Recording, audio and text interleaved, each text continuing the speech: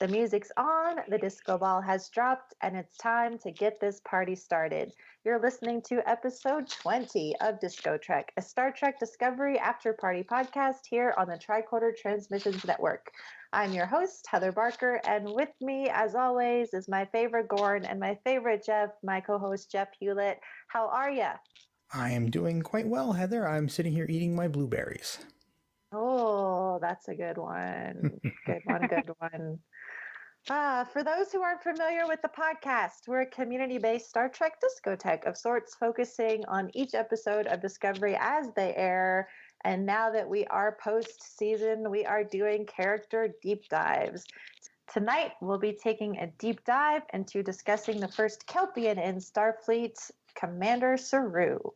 With us to talk about the episode are two members of the unofficial Star Trek Las Vegas convention group on Facebook, which is the exclusive gateway to gain admission onto the show.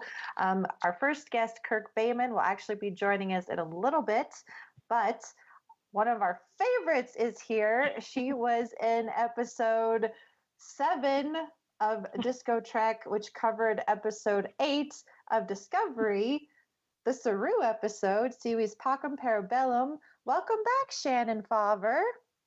Hi, how are you doing tonight? I'm happy. I'm happy to talk to a fellow Kentuckian, although I guess I'm a Coloradan now. But no, you always claim you can come back. It's okay. It's true. It's true. Once a Kentucky girl, always a Kentucky girl. Well, we are super excited to have you back to talk about Saru.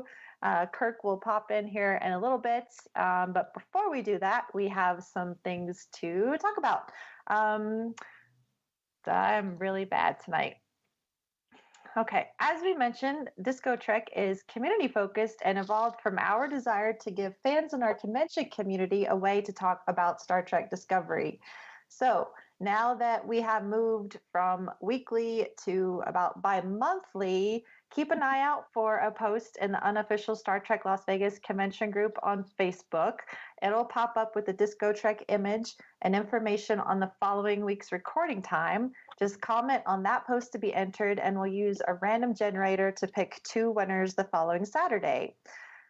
Once you've been on the podcast, you can come back now, as long as it wasn't the week previous. We are open to having people join us again. In the meantime, there are other ways to be part of the discussion. Jeff, do you want to tell people how to do that?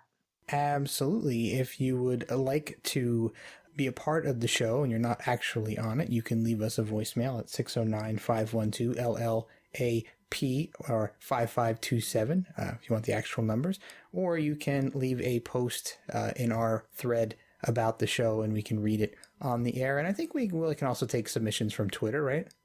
Yeah. At Disco_Trek. Yeah, totally. We'd love to get some Twitter shout outs to talk about. That would be super awesome. Mm-hmm. Okay. Another really awesome thing, we've had some growth in our Patreon community. Oh, yes. It's been really awesome to see all the new faces join our Patreon family. Jeff, I think you've got some names to shout out. I certainly do. So we've got quite a few shout outs to do. We've got Laz Marquez, a gentleman by the name of just Chris, thank you. Sam Greenwood and Rick Everson are our brand new patrons, and a big special thank you to Annie Munoz for increasing her pledge level. That was pretty cool too. So Yay. If you are interested in also becoming a Patreon patron of our show, you can find us at patreon.com/thetricordertransmissions, or by visiting our website, thetricordertransmissions.com, and clicking on the Patreon link on the right-hand side. So if you enjoy what we do here at DiscoTrek or any of our other Tricorder Transmission shows, please think about joining our Patreon family. There are quite a few benefits now, and we're adding more and more. So becoming a patron will give you instant access to tons of our unedited episodes that go live after we record them and before they're released to the general public. And we also have some early access episodes that are being posted from Trek Ranks, which is really cool. Often with some bonus material for the patrons exclusively. And we're also hosting our first Patreon exclusive chat hangout coming up on June 14th. So keep an eye out for that. If you're a Patreon supporter, you'll be getting a message very soon about how you can attend. And finally, I would be remiss if I did not mention our brand new exclusive Patreon button that is available for you if you are a patron of the show at any level. You are entitled to have one. So our first batch has already gone out and has been received by quite a few of our patrons. So if you have not gotten yours yet, or if you're a new patron, send us a note on Patreon and we'll be more than happy to send you our super cool, awesome Patreon exclusive button. Yeah, it was really cool seeing all the selfies with the pin. I loved it. Oh, yeah. So thank you to everyone who took a picture and shouted out on Twitter, Facebook, and everywhere else. Yeah, it was super cool. So, finally, it's time to talk about Discovery. But please keep in mind that moving forward, there will be spoilers. If you haven't watched season 1 of Discovery, what are you doing here? Go watch it and then come back and join us because we don't want to ruin this wonderful show for you. Who hasn't watched it yet? My goodness. Well, some people, I guess. I know people that haven't watched it yet. Wow. Well, I think you're beyond the spoiler cap if you haven't watched it yet. Yeah, I'd say so, but I feel like I still have to say it. Generally, our show is segmented into 3 parts: drop the record, play a new track, and spin it again.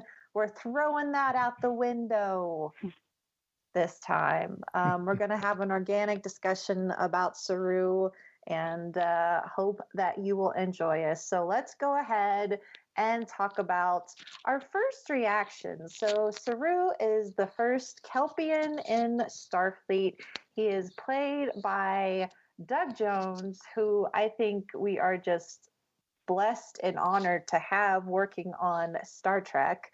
I don't even know what to say. Like, Saru is such an interesting character. It was so neat having an alien that we'd never seen. It took some getting used to for me. But Shannon, how did you feel about Saru? Like, did your opinion change over the season?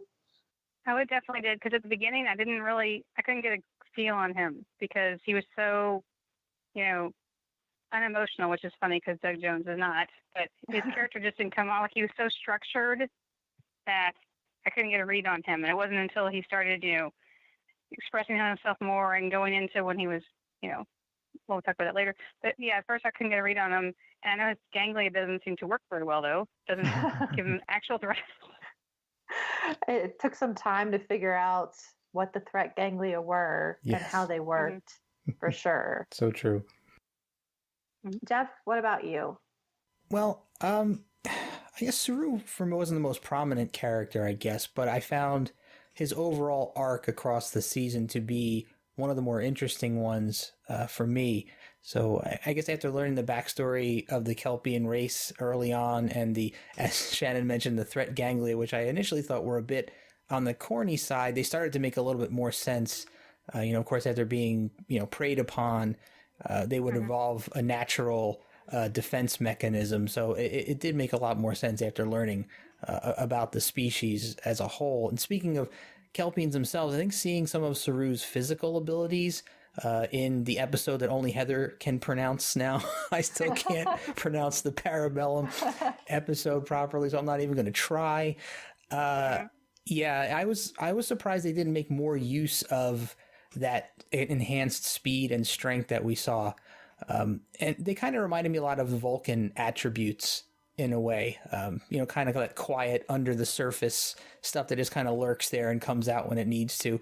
But overall, I'd say Saru surprised me a bit, and I'm kind of glad that he did. He went from a character I was excited about before Discovery premiered to a character I was kind of skeptical of, and then to a character I was kind of proud of at the end of the arc. So pretty cool stuff.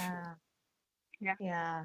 And I think we were all like excited. Like, if you know who Doug Jones is, like, how could you not be excited?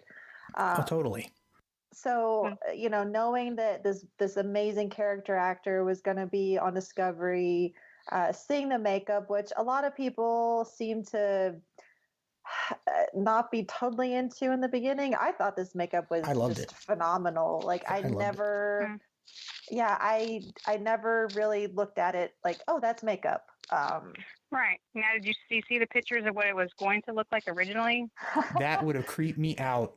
Yes, completely. It looked like a giant spider to me. Yeah. What is the condition, Yeah, like, Jeff, with the hole when you're afraid of the hole? Oh, my trypophobia was going off like crazy when I saw those pictures. I couldn't even look at them. I had to click the website off. It was just too creepy. It got me super creeped out. So it's like a condition where pictures or things with lots of holes just instigates like the creepy crawlies in you, I guess is a good way to say it. Yeah, the scientific explanation is it's like an automatic neurological response to pestilence. So something they harken back to, plague days where sores and things were prominent, and you would see them and get creeped out by them and naturally avoid them. So it's your threat ganglia going off then. Exactly, it's like threat ganglia. True, good point. Thank you. Now, it just reminded me of the spider, and that would have creeped me out because I'm not a big spider person. So. With all the eyes. It was a lot. It was a lot to take in, but by the time this episode comes out, you should still be able to find. There was a live stream that was on, I think, the Star Trek Discovery main Facebook page. I have not watched it. I will be frank about that, but it has, I think, Neville Page and Glenn Hetrick along with some others, and they do the full makeup to show what Saru would have looked like, and we all agree here that would have been bad. So we got a makeup that I think was just really neat, and I think because of like the not the prominence, but you could see his eyes so well. Like I still felt that he could express himself pretty well through the makeup. And a lot like Mary Shifo with Laurel, like I got a lot from like his eyes and how he acted with his eyes, as far as that goes. But I agree with Shannon, like in the beginning, well, and I guess with you too, Jeff, like in the beginning, as we were getting to know him, I was intrigued, but I wasn't quite sure. And a big part of it was that I don't understand what it is to like have lived a life in fear all of the time. As anyone who's watched the show knows, Kelpians come from a planet where one is the hunter and one is the hunted. And Saru's race is the one that is the prey and is hunted. So he lives in this constant state of fear and anxiety from the moment of birth. So I am really excited. Like, side note, there is a book coming out on my birthday next week by James Swallow, and I should know the actual title in front of me. So the book is called Fear Itself, and again, it's by James Swallow, and it will be about Saru. So I'm hoping that this book helps fill in the blanks that we didn't get from the series, because there just wasn't a lot. And when the Series Pacem Parabellum was announced as being a Saru episode, I thought, oh, we're going to actually learn about the Kelpians and the other race on their planet and more about Saru's history. And that didn't really happen. Although I will say this, and I kind of thought I would talk about this quite a bit later, but as I said, I had never been in a position where I lived in fear to the point that Saru did. Never feared for my life or anything like that. And I still haven't spent a lifetime in fear, but in the past 6 months, my life changed, and my former partner put me in a position where I have now been afraid for my safety and suffering severe anxiety to the point that I needed medication. It is terrifying and an awful thing. And one thing I'd like to talk about in more depth is how the character of Saru can kind of be a metaphor for people with anxiety, but I'll push that away a little bit, because I just wanted to say that now that I've been through what I've been through, I think that Siwi's Param Pachelbel actually did teach us about Saru. It may not be like the same deep dive character episodes that we've gotten in previous series of Star Trek, but I completely understand now how he felt when the Pavins gave him that peace. Because, when you're living in a constant state of anxiety, you have no control. There's no control over anything. And it really is like you're looking over your shoulder all of the time. When you find a place where you have 5 minutes of peace, or just a period where you're able to get back some of that control, it's an empowering feeling. And for Saru, this was somewhat temporary because it was the Pavins assisting with this situation, but I understand it now, and it's even more really kind of heartbreaking for Saru, that he had that clarity. And I mean, given, he was on the planet, and it was the noise of the planet that was part of what was causing his distress. So now that he's off the planet, he's not experiencing that distress, but he still has this lifetime of fear and anxiety behind him. Right. And I think that's actually the episode where I thought that my opinion of him changed, because he was in a state of constant hypervigilance, which you're talking about. People are aware of what's going on all the time because they're afraid of like things coming at them all the time. And so I think when he did that and experienced peace and had to explain what was going on, that's when my opinion of him started to change, because you could see more of him, because before he was so rigid and we didn't know anything about him, so it's harder to get a read on his character. But after that, you could see like the, not the person, because that's, humanistic, but the character underneath that he was. Absolutely true. Yep. Since we're talking about semi-personal stuff, as someone who's had a nervous breakdown and lived in a constant state of stress, not currently, but not in the recent past, I would have given anything for that sense of peace in that time in my life and not had to suffer that, because it's a terrible, terrible feeling. So I think that episode, you're right, Heather, it taught us a lot about Saru, but in a subtle way, not an outright way, the way that you had to like really watch and understand and observe his character and the changes that he went through. It's not quite the like, here's a morality tale, not that kind of episode, right. But it's dismissed just because so many fans had this expectation that that's what it would be. And as we've learned, that's not what season 1 was about. They've said that season 2 will have some more focused character deep dive type episodes, which will be great. But this wasn't quite it. But it's just my life experience watching Discovery changed from the beginning of the season to the end of the season. I was in one place in life in the beginning and a completely different place in life at the end. And I'm only now just getting to a period where I'm not living with that anxiety every day. And I can't even express, like, now that I really know what it feels like, I just feel so terrible for anyone out there that experiences anxiety at that level. But I've heard overwhelmingly that people who do have anxiety issues identified with Saru. For sure. Throughout the series. But after Siwi's Pacem Parabellum, he started to, he was taking leadership roles. He was, serving as captain on the ship and really coming into that captain role. And I would like to think that, the brief moment of clarity that he got helped him find that confidence. So I think one of the other things I'm interested in exploring is Saru's relationship with the various characters on the ship, because he does have interactions with everyone throughout the series, but for me, I think that the most powerful relationship is with Michael Burnham. I don't know if either of you had any thoughts about that.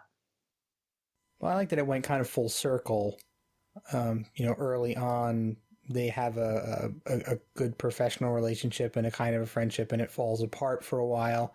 And they have to, Saru has to regain his feelings for her and find their places, in Starfleet throughout the horrific events that they are subjected to. And I think it's great that he finds that respect for her again, and that by the time the end of the season happens, they're in maybe even a better place than they were previously. Yeah, because at the end he's talking to her like a person. Because when he's telling her to go talk to, I can't believe his last name, Ash. Because I was just watching an episode. Yeah. I mean, I was just watching the episode just a minute right before you called. But so he told her to go talk to Ash, and she's like, "Was that in order?" He's like, "No, he was just trying to do it as a friend. He wants to make sure everybody's okay on his ship," which we wouldn't have seen before. He was just worried about being a good captain at the beginning. Right, he's evolving as a leader, yeah. Yeah. Oh, so, okay. Was that context is for Ken? I feel terrible. I should know what it is. Yeah, no, the one we got captured was, yes, because that was the line at the end of it was that. Okay, yeah, where he went in to check, like, to evaluate what are the top 5 captains, and then by the end of it, and that was a really interesting moment because he says, "I know what I did." Like, he stops the computer from doing the evaluation, basically. And this is the one. Isn't this the one where they? Because I remember wondering, like, is it that he knew what he did, that he had confidence in his leadership, or that he didn't? Well, I took it as the fact that he realized that there's no set of parameters for what's a good captain. You have to do it as you do it, because every captain is different. Yeah. That's true. You can take some lessons and learn from some of their actions, but until you're in those situations, you don't have the chance to do a lot of the same things. Now, I have to say, what my favorite scene all season was the "We Are Starfleet" speech. That was the best thing ever in all season. That moment, and so what I went back and I wrote it down, like, word for word, because it's not just the writing. Like, the writing for it is good. Like, it's really not like some mind-blowing speech. Like, it's the writing behind it is pretty simple. Ted Carter Hall, I think, is the one that wrote it. But at this point in the season, like, we're still waiting. Like, the crew has come together here and there, but I think we're all just still waiting for them to, like, really, really bond. Gel. Yeah, gel. And that entire scene, because they focus on all of them when he's talking, they're all rooting to go. And I think at that moment is where Saru, like, really becomes captain. It is well known that my species has the ability to sense the coming of death. I do not sense it today. I may not have all the answers. However, I do know that I am surrounded by a team I trust. The finest the captain could ever hope to command. Lorca abused our idealism, and make no mistake, Discovery is no longer Lorca's. She is ours, and today will be her maiden voyage. We have a duty to perform, and we will not accept a no-win scenario. You have your orders. On your way. Yes, I love the no-win scenario reference, by the way. Yes, I think I punched the air when that happens. It really was just such a great moment, and I think it's even more impactful, like, for as simple as a speech that it was, to have that much of an effect was just really, really awesome. Well, I actually met Doug Jones once at a convention here in Kentucky. He was in the booth next to me. Of course, nobody knows what he looks like because of his makeup. Yeah. But there's this person that came in full, and I don't know the character, but the character was like 8 feet tall with the wings and stuff, and he actually managed to get it in there. And Doug Jones was so excited. It was staying next to him, taking all his pictures, because he thought that was the best thing ever. Like, he appreciates his fans, which is always fun for us. Yeah, he did an interview. He was in, I think it was Kansas City Comic-Con or something, with the guys over on the Heroes podcast network. They were able to do an in-person interview with him there, and he really seems like the nicest guy. And he was at he was like Rocky Mountain convention or something, and I had no idea, or I would have gone. Well, I mean, I was working security for actually Michael Dorn at the convention that Doug Jones was at here. That was like before Discovery. It's like 4 years ago. He's like at the next booth, and I knew who he was, but I didn't know who he was without the pictures behind him because the characters don't look like him, obviously. But yeah, he interacted with every single fan. He spent time talking to everybody. I've actually written articles about how Starfleet's like interacted with my timeline, like the marriage equality case and other stuff that's going on. And I'm like, for me, there's certain periods like, oh, this is a Star Trek thing, this is a Star Trek thing, because like I did Michael Dorn security the weekend that when they ruled on our case in the Sixth Circuit, and before we went to the Supreme Court. So things like that, like it interacts with my personal life all the time, and I think that's awesome. And I got to meet my clients who worked it out, so I got to meet George and Brad on the cruise. Oh, they had me for private. They had to prep me for private lunch, which was awesome. I'm gonna try to do the cruise in 2020. I think by then hopefully my finances will have recovered. Well, I wasn't going to go because there's only so much time I can leave my kids too with my friends. But since they made 2 cruises and they couldn't sell a ticket, it was $300 when I went, and you can't not go for $300. Yeah, and that won't happen again because that was since they did the 2.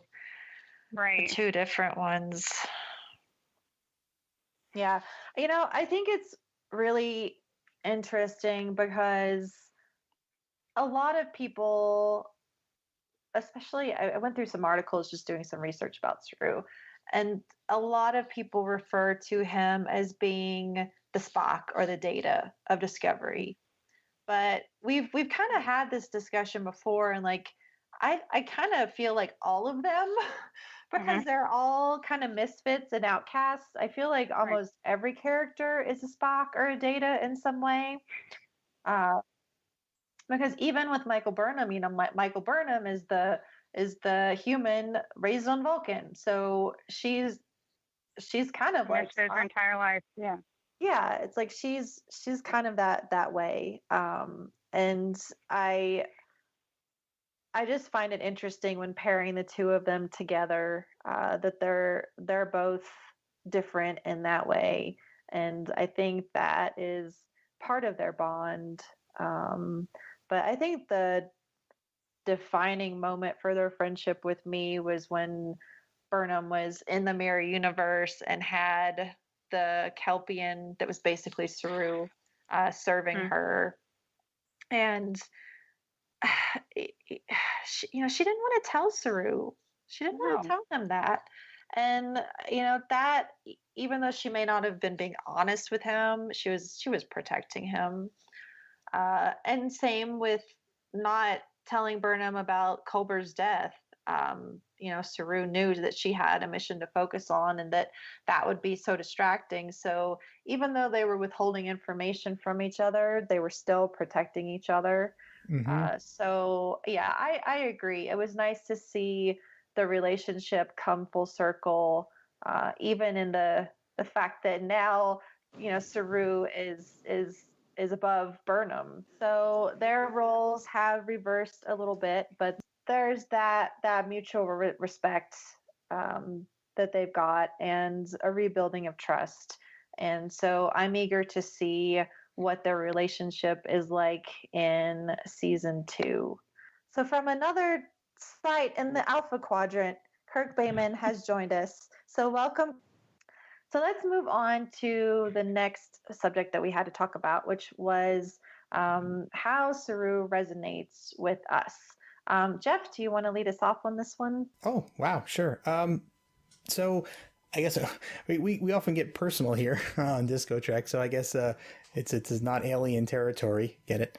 So I guess it was about 11 years ago or so. I went through a pretty major life change, and I learned a lot of things about myself and life during that change and kind of came out a bit of a different person. And I've been on a kind of a bit of a personal journey since then to try to, grow and improve. But, he stumbles along the way and kind of setbacks along the way. But, Saru's growth arc across the season was something that kind of resonated with me because it was something that I had been personally going through. And I guess, we meet him very early on. He's very meek. He's very timid. He's very held back by his past and, the conditions that his race was subjected to. And it was kind of a standout to me that what he wanted at the beginning of the series, to serve under a great mentor and ascend into a command role, led him to having to evolve into that role, himself relying on his own strength and the support of the crew that he was working with on the Discovery. And he achieved that goal despite everything that was stacked against him. And he wound up coming out shining at the end. I think a lot of us would agree with that. He really evolved into something far more than what we may have thought he could have at the beginning. And I found that kind of inspirational and kind of a really, quote unquote, Star Trek thing for me in season 1. So I guess there was a bit more of a personal aspect to him that really resonated with me. I feel like his ascension to acting captain, I think everyone was really happy with that. Oh, yeah. Because we were all like, well, isn't Saru going to be the captain? Like, I'm going to be sad when he's not. Should be the captain. With the promo, the little promo teaser video that came out a few weeks ago, it looked like Saru might have some captain's insignia. I didn't see that. Yeah. So we'll see. We'll see what happens. I have no idea what to expect from season 2. But if Saru winds up being captain, that will make me and many, many, many others happy. Would make me Yes, I don't think they're going to do that right away, though. I think they're going to have something else going on first and then make him captain later. Yep. So Shannon, what about you? Did Saru resonate on a personal level with you at all? He did. Like I said earlier, the threat gangplay actually I thought was interesting because sometimes it reacted when there wasn't a threat and it didn't react when there was a threat, like Lorca. So I think that's like people sometimes don't know what's bad for them and what isn't. And so he managed to go past what his instincts were as prey and evolved into the best version of himself. He was still scared. He still had all these things from being the prey, but he managed to inspire the crew and get them going forward. And I just think that is what we all aspire to. Mm-hmm. I just had an awakening here on that note because, like I said, I already kind of talked about my personal experience. If you've listened to DiscoTrek, you've heard more details of my story. So hopefully you know what's going on. But anyway, I've had those instances where it's just like picking up the phone and seeing a number from a certain area. I have a panic attack. And somehow, like through everything I've been through, I've been able to kind of work through it and calm down and learn to tell myself what is a rational fear and what's an irrational fear. And I mean, there have been times I will be super, super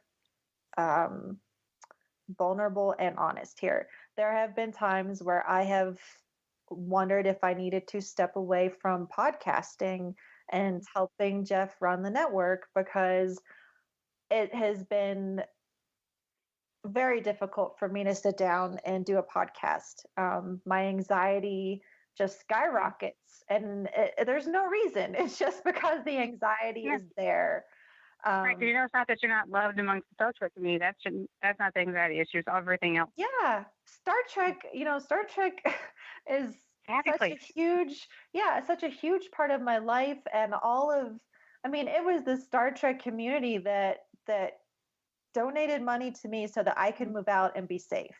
And I don't think I am stretching the truth when I say that if I had not been able to leave my home, I don't know if I would be here.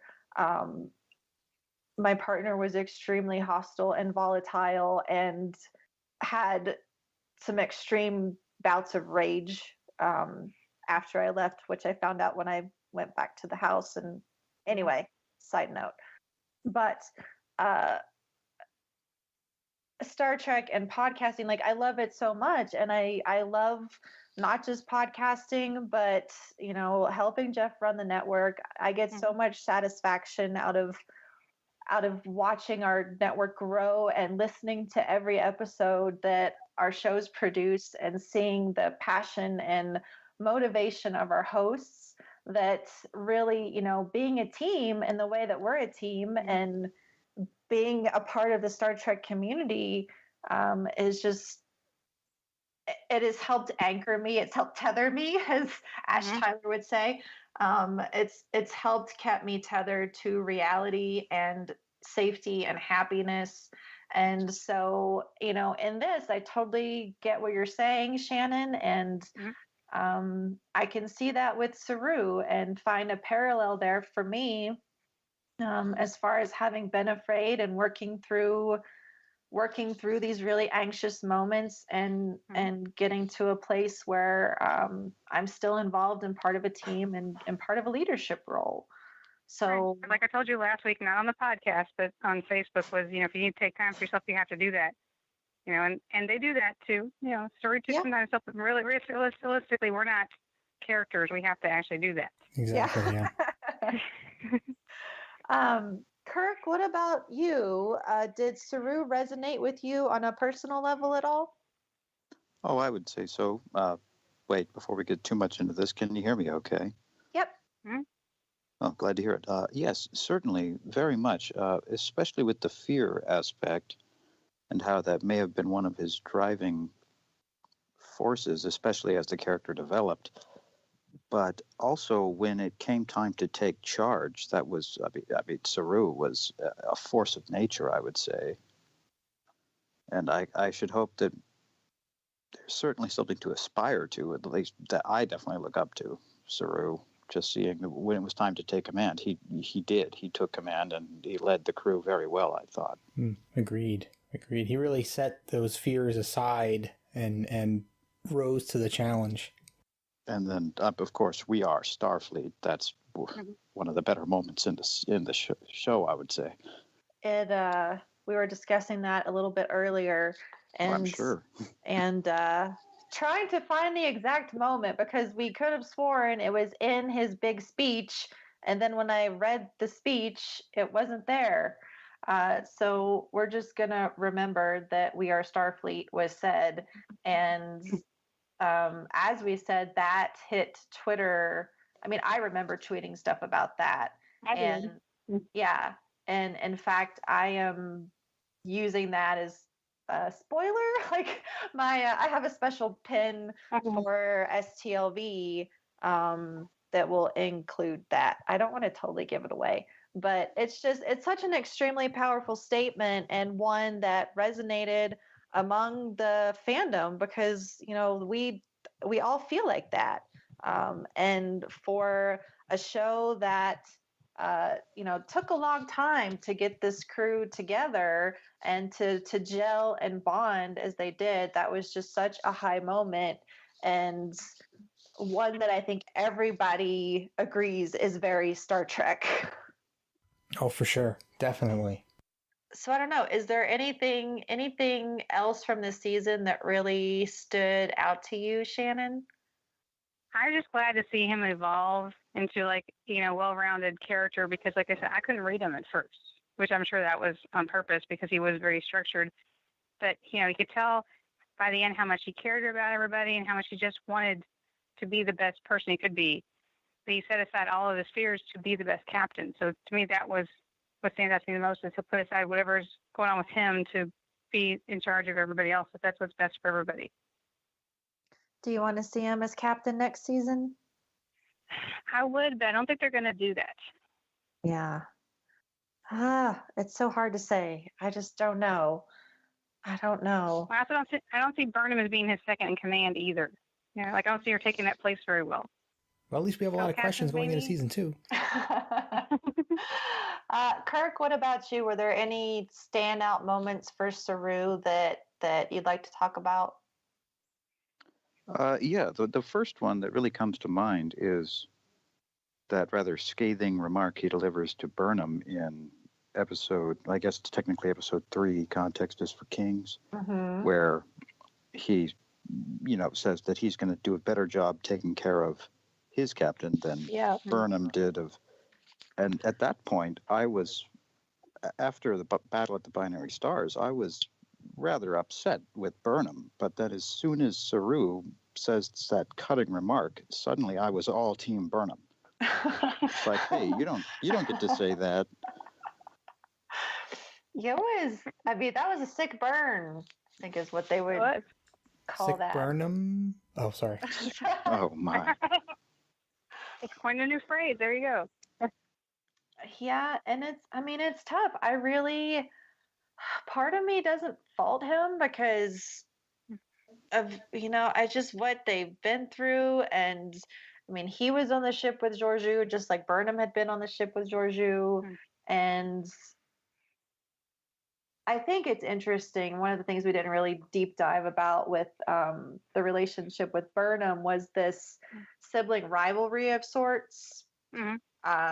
And I feel like, once Mom is gone, like Mirror Georgiou doesn't really take the place of Prime Georgiou at all. Like she does not play, even though technically she's, Mirror Burnham's mother, she really doesn't play that role in any way between Saru and Burnham. There's no triangle with her.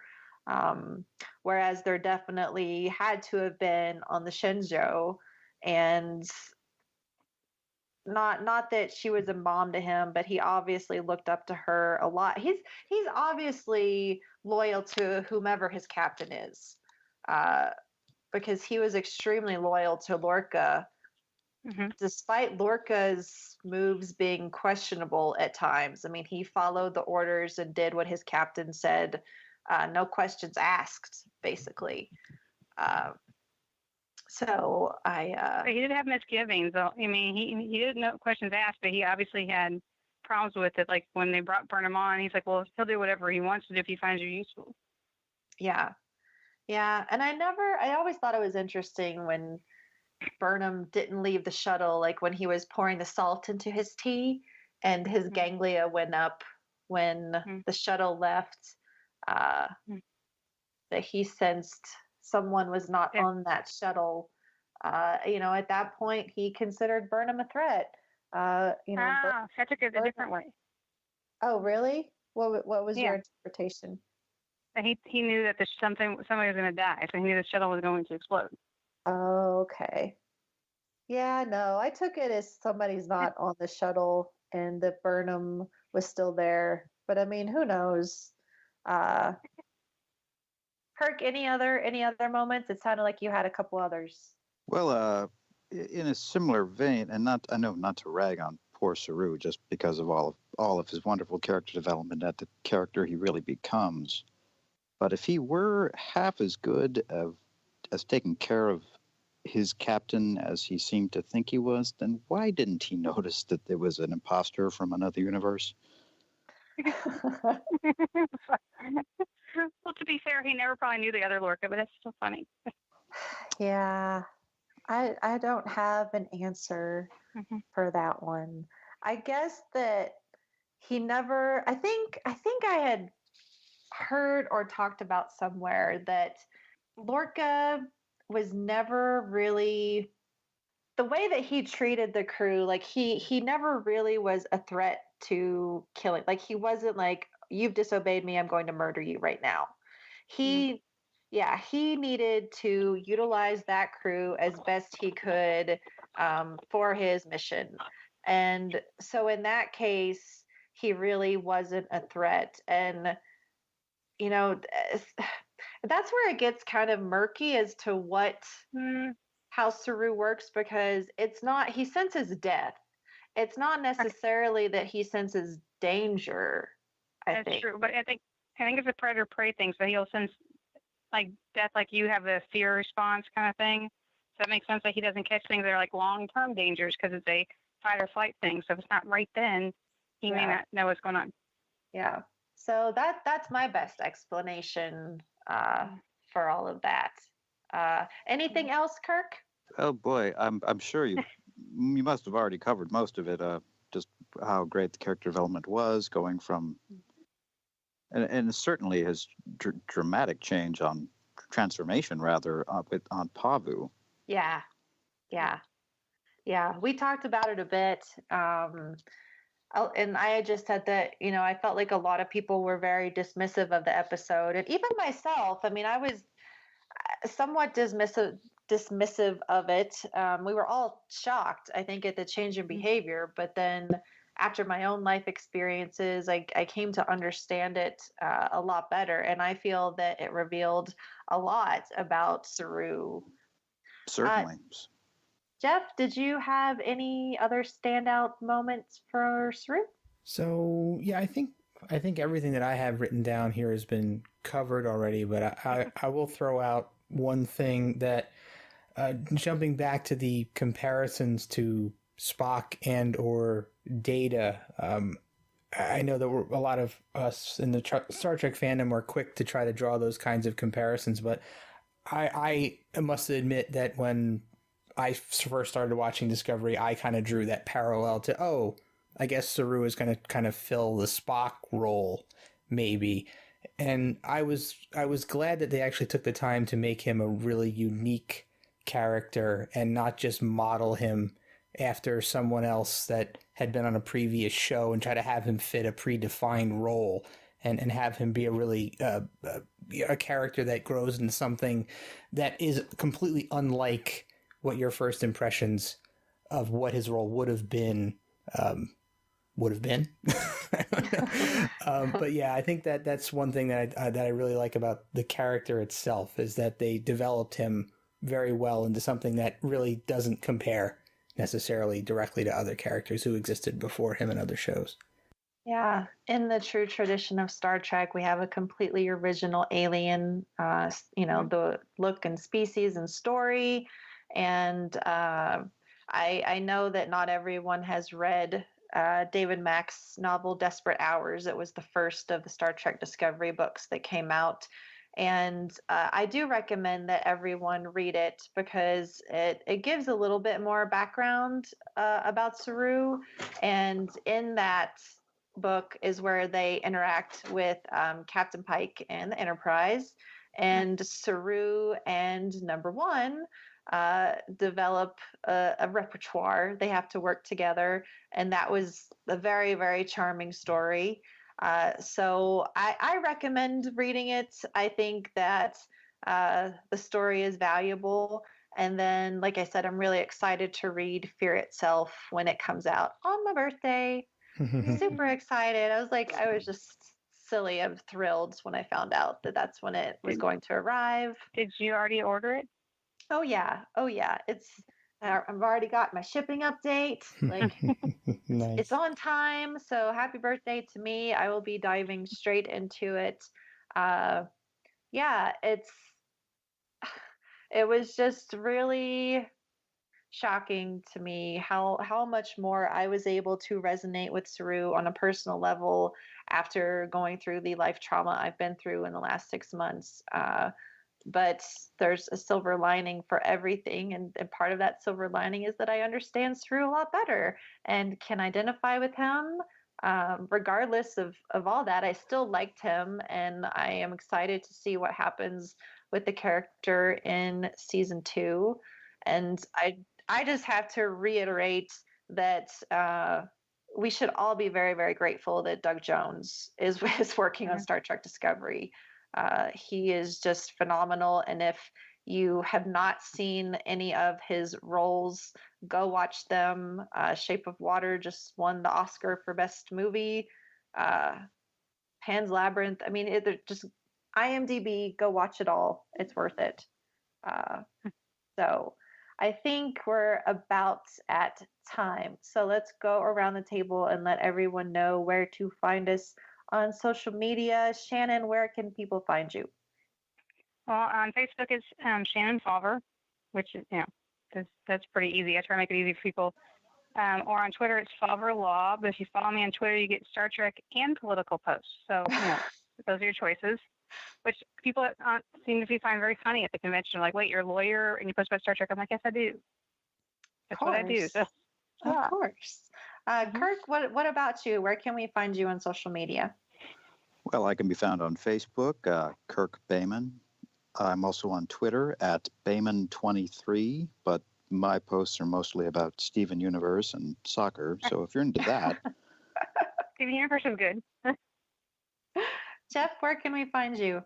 Oh, I am Warp Factor Jeff on Twitter, and you can also find me on Facebook in our unofficial Star Trek Las Vegas convention group that you and our wonderful friend Jesse Kendo also help administer. Yeah. You can find me on Twitter at LLA Posper, which is LLAPAWSPER.